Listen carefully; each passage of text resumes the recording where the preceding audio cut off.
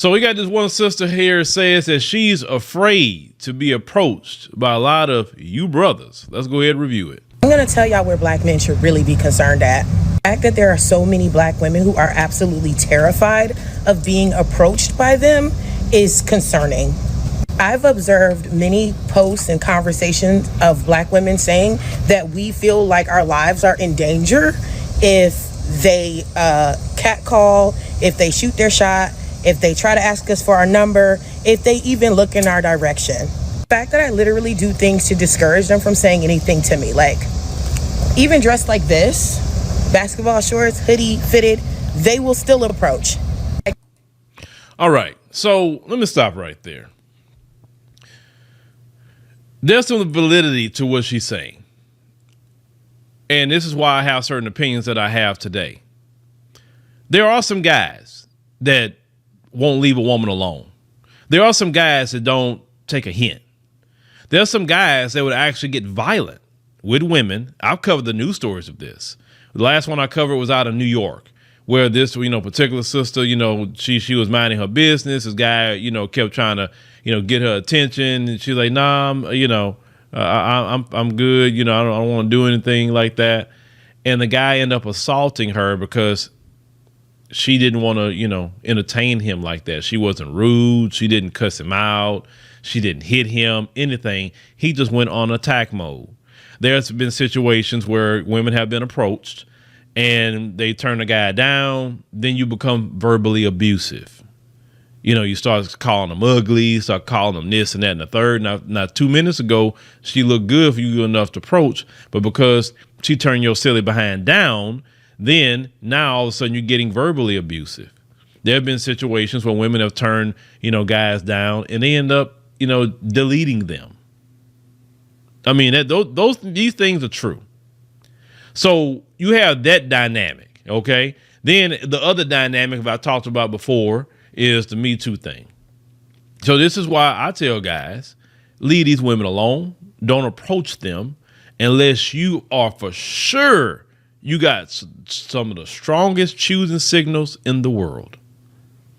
If you're not getting the strongest choosing signals of the world that even a child could even see that she choosing on you, if it's not like that, don't approach them. It's way too many dynamics. But see, at the same time, though, they'll complain that you're not approaching them. Well, when you're hearing this, and this is some validity to it, I know it from covering news stories, then the Me Too thing, on top of that, what do you expect a man to do? He has to protect himself at the end of the day, right? That's what I say about it. Let's continue. Honestly, how many of them are terrified of us to approach them? Many of them are prepared to fight for their life at any given moment. I feel like instead of them being concerned about getting us to submit or why we're aggressive or masculine or anything like that, they need to be concerned about why we are freaking scared of them. Okay? That's the conversation that needs to be had. Okay, about submitting and all that has nothing to do with somebody approaching you, because at that point, I mean, what submission even have to do with anything, and being masculine, that has nothing to do with anything either. That's like a relationship conversation. So I don't know why you threw that in there. I mean, so I guess here we go with justification of rebelliousness, be acting like a man. I guess that's the justification. Just like the other video I covered, where the other one was making excuses about why she's not working out, why she's acting like a man, and why she can't be friendly to nobody. No, you don't have to use excuses. You don't have to use that. But there are some dudes out here that's thrown off. I mean, but at the same time, watch what I'm about to say. If you secure your husband and you go place with your husband, that's a protection for you too. Just saying, because single women who don't have a husband, a lot of times, when it gets weirdos like that see you with nobody, they could approach you on some weirdo thing because you're not protected like that.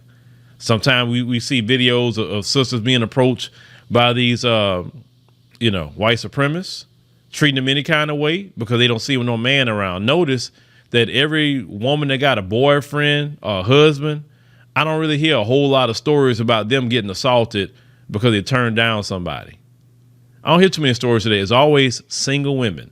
Or I've covered stories about, even sisters even being, deleted by white supremacists every time they're single by themselves, not married women. Being married, having a husband is a covering. I'm not saying that your husband gonna be around you 24/7, but your husband will even tell you a certain way, hey, don't go over in this location because them guys are weird over there. Go over here. Your husband looks out for you. That's part of that protection. You know what I'm saying? Yes, you can have your Second Amendment, protection. That's fine. But your husband's going to tell you, don't go to this area. Shop over here. Do this over here, because there's a bunch of weirdos in these locations. A lot of times what some of y'all women are doing, y'all going to certain places where the weirdos are at instead of going to places where they're not at. You understand what I'm saying? But sometimes y'all don't think in the area of protection, because we know men. We know how men are. The good, the bad, and the ugly about men. This is why you need a man in your life. Because you can act like a man all you want. You're not a man, and you can't protect yourself like one. But y'all let me know what y'all think about, what the sister saying. Like I said, I agree with her. There's some guys out here that's horrible, and the things they have done to women that turn them down. But that's why I tell you, fellas, this, unless she's giving you choosing signals out this world, don't approach them.